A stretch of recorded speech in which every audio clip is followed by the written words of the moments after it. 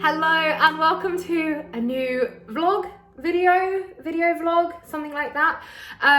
It has been so long, it's been so long since I've filmed something like this for YouTube, and it's all about the tech that I use, the camera equipment, filming equipment that I use for filming for my membership, so my Soul Sanctuary membership, for my YouTube videos, and also for Instagram as well.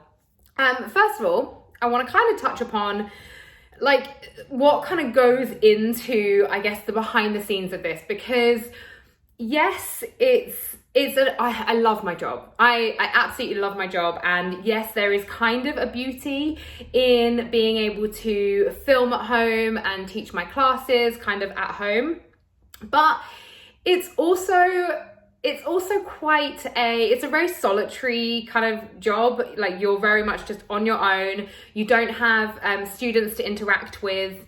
You don't have kind of bodies to work with. So when you're filming, you are, unless you're going to voice over, which I used to do, which I can touch upon, unless you're going to voice over, then you literally are kind of demoing and talking the whole way through. So it's not to be confused with like getting in your own practice and just having a camera there. It's definitely not a practice for yourself. It is very much teaching, but you kind of then don't get the joys that you would get out of teaching a group class. So if kind of this route is something that you're wanting to go down, like online courses, classes, subscriptions, or free for YouTube, which I recommend lots of people doing, because, you know, it's really lovely and offering to give out free, a little bit of freeness to the yoga world, then I would always make sure that you're kind of teaching people as well. So, you know, I will always do my workshops and my retreats and privates, and whenever I'm in the same place for longer than a few months, then group classes as well. So yeah, that's one thing that I would like to kind of touch upon. So we're going to talk about equipment.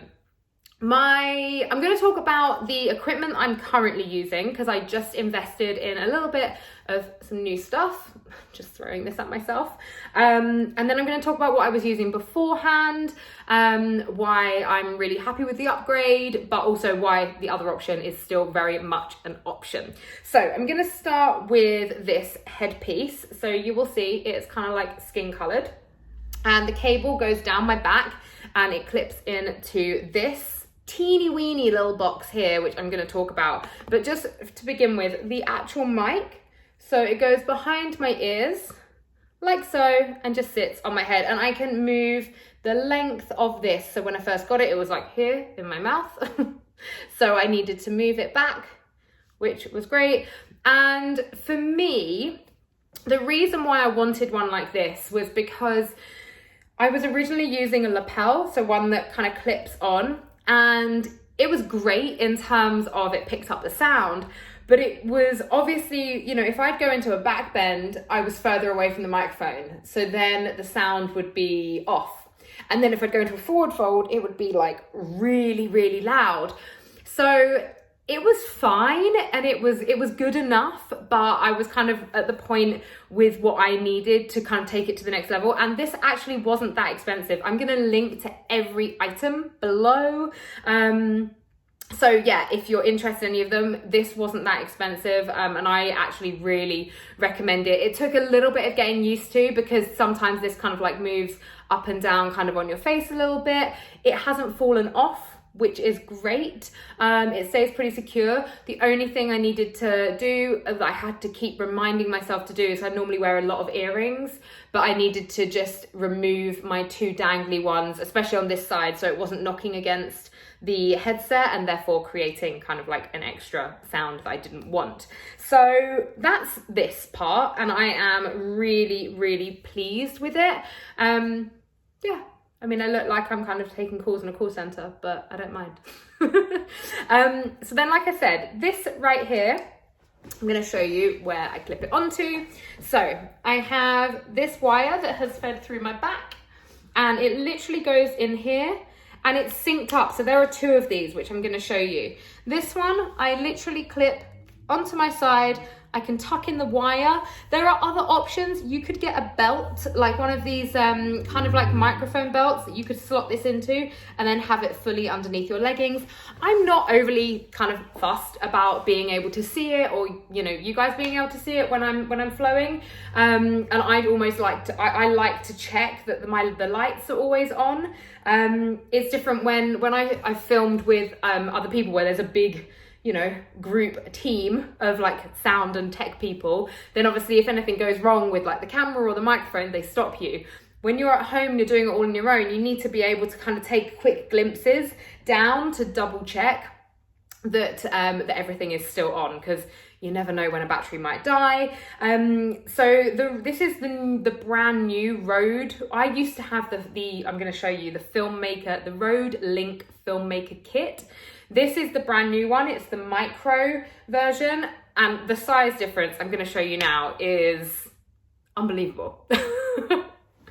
So this is what I was using before, and you can see here that this is pretty big. And what was really bugging me about this, also this is chargeable, so you charge both this one and the one connected to the camera. This one I've used rechargeable batteries, and I just make sure I have another set as well. So there's nothing wrong with this option, but what I was finding is that it was fine while I was flowing, but because it's heavy, if I ever did like jump backs in my vinyasas, or I did bunny hops or jumps to handstand, there have been quite a few occasions where this has fallen off my leggings and smacked me in the head. Less than ideal. And then there's another version of this that would then sit on top of the camera, same size. You just obviously need to make sure with it that you are charging the batteries. And I have just seen, please don't tell me that I could have done that all along. No, surely not. I thought I'd just seen a charging port where I could have charged it, but it's not, because it's batteries. I'm losing my marbles. So yeah, so it is good. But also, like when you get to the end of a practice and you'd want to lay down for a shavasana, I'd then have to kind of stop, take it off, place it down beside me, but make sure it wasn't far enough away so that it was going to then drag along the floor if I moved.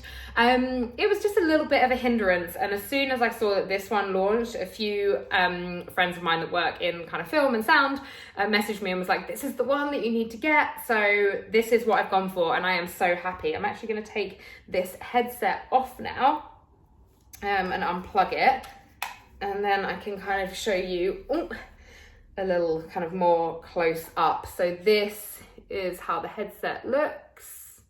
Literally hooks over. It comes with two of these little foamy covers, and you can obviously switch them, or you can actually just not have it on at all. So like I say, Rode Link Filmmaker Kit, not a bad option, but now that this is out, definitely not the option that I would go for. Like I wouldn't pick this over this. I would definitely go for this. I'm going to show you my camera. So this is the camera that I use. So this here is the version. I need to actually turn this off. It's still on from earlier. So I've been filming today, hence you can see the lights in the background. So this is, I'm gonna unplug it. So this is how it comes, and it's great. So this is the part that goes on top. The only thing that I don't like is that I can't see the screen. So with this part, with my microphone, when I used to have the top bit on with, so the other part of this would sit here, and I would be able to see that it's on the whole time. That's the only thing that I don't like about this. I just have to hope that it's on the whole time. But yeah, it comes with this cable. This cable plugs into the mic port, slide it in, and you're gone. You're doing it. It's great. So I'm really happy with that. It comes with charging cables, which is great. It also comes with a little pouch that you can put them in to keep them safe. So like I say, I'm really pleased with those. Just touching back upon the microphone, the only downside to this is that and you might not, it might not be what you're looking for, but I travel a lot when I film. So I take my filming equipment everywhere. This stuff comes with me all around the world. So obviously cameras and stuff, it's fine. I can package them up and I can make sure everything's safe. This is the kind of thing that is just gonna get squashed. So I haven't traveled with it yet. We'll see how that goes when I head to Sri Lanka. But you know, it's one of those things that it's not overly expensive. So if it did, fingers crossed it won't, but if it did break, then it wouldn't be the end of the world, but I'm just going to try my best to keep it as safe as possible. So, camera. I have had this camera for 2 years. I think I've been filming on this camera for 2 years. So this is the Canon EOS 80D, and this is a Sigma lens, and it's a 10 to 20mm lens. So the original lens that it comes with, for me, just isn't wide enough, especially when I'm filming at home. Filming at home, you don't have massive, well, you might have, but I don't have massive rooms, and I need to be able, and especially when I travel and I don't know where I'm gonna be, I don't have loads of space, so I need to be able to get a wide angle in quite a small room, which is why the 10 to 20mm lens is perfect, and it's a Sigma lens. Now, all of this together wasn't cheap, but it was the best investment for my business that I've ever made. I don't really shoot photographs. I don't use this for anything other than my filming. It's like my baby. It's my pride and joy. It comes with me, like I say, everywhere. I think with the lens, so the camera and the lens, I think I maybe paid around 3,000, but that was when the EOS 80D was newer. I think that was when it was the newest model out. So if you were to get this model now, I'm sure you could buy secondhand, which would probably be a really good option. And you don't need a camera like this. It's just that you're gonna want, for good sound, you're gonna want a mic port and a lot of small cameras. So the camera that I use for my vlogging, I use the Canon G7X for vlogging. I'm actually filming this on my iPhone. But usually I would be using my Canon G7X, but that doesn't have a mic port. So that's kind of why I went for a bigger DSLR, and just in case I wanted to use it for photography as well. Now, in terms of my settings, I will always have it on manual focus. The thing with the autofocus is that in yoga you are moving around so much, and it just takes time to catch up. I did used to use autofocus, and oh, it was a nightmare. It was such a nightmare. I was a bit slow to learning how to set my manual focus properly, thanks to the new boyfriend. I was just like, oh, it's so annoying. It never focuses properly. He's like, have you actually looked at what settings you have it on? I was like, it's a great idea. So yeah, that is the camera. I absolutely love it. Really, really good investment. Then just a tripod. The tripod I've got, I don't actually, oh yeah, I do. It's called a Photo Pro Digi 3400 Pro. Like I said, I'm going to link to everything. You don't need to remember names.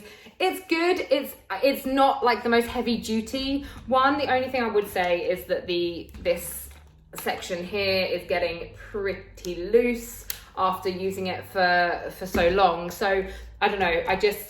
I don't want the camera's quite heavy. I don't want it to fall off. So I probably will invest in a new tripod if I start to feel this one kind of on its way out. But for now, it's all good. So that's camera, that's microphone, that's tripod. And now I'm gonna show you my lights. Okay, so hello to the lights.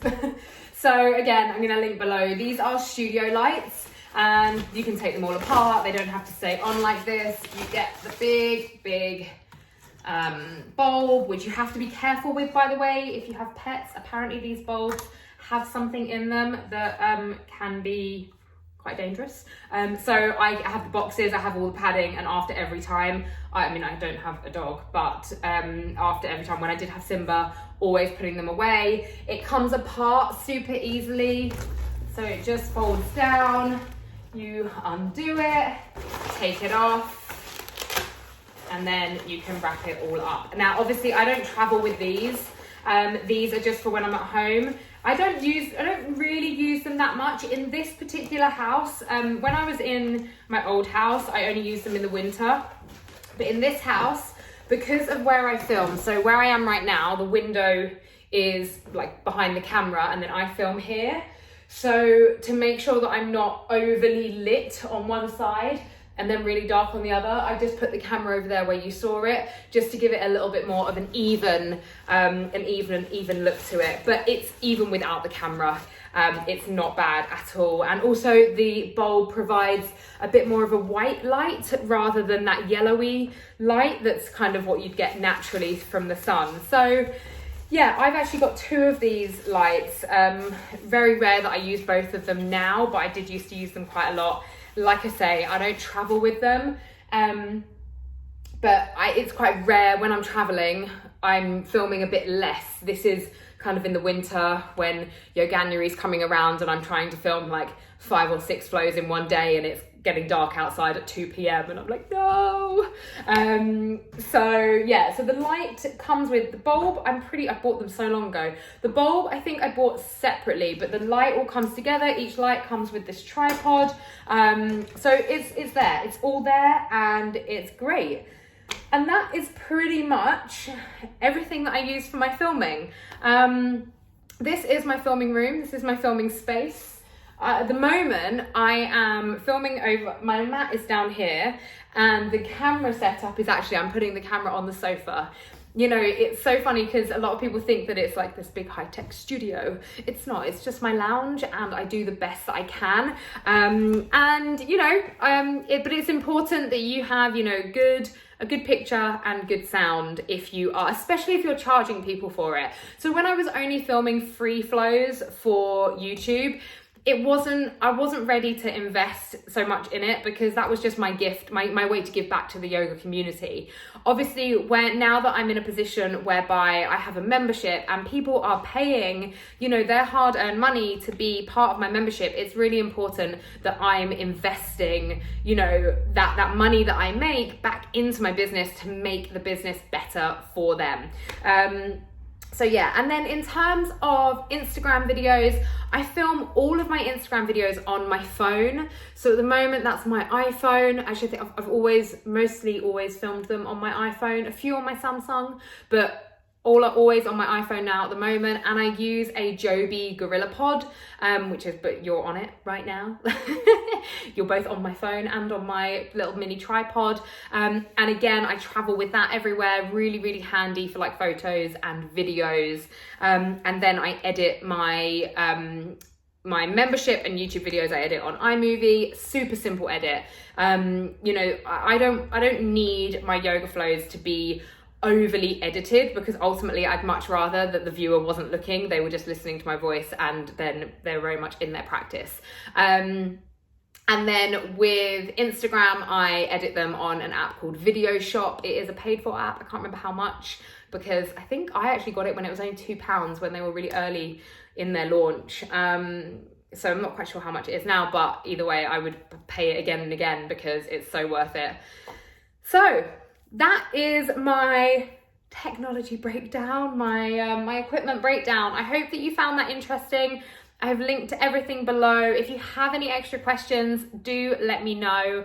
And just, you know, before you go wild and invest, know that there are other options. You know, you can film even if you want to do it for YouTube, you can film on your phone and you can upload it to iMovie and you can voice over. The only thing that I found with voiceovering is that I lost my personality, because when you're voiceovering, you're watching what you're doing and you're just saying what you're doing, and you cue differently when it's after.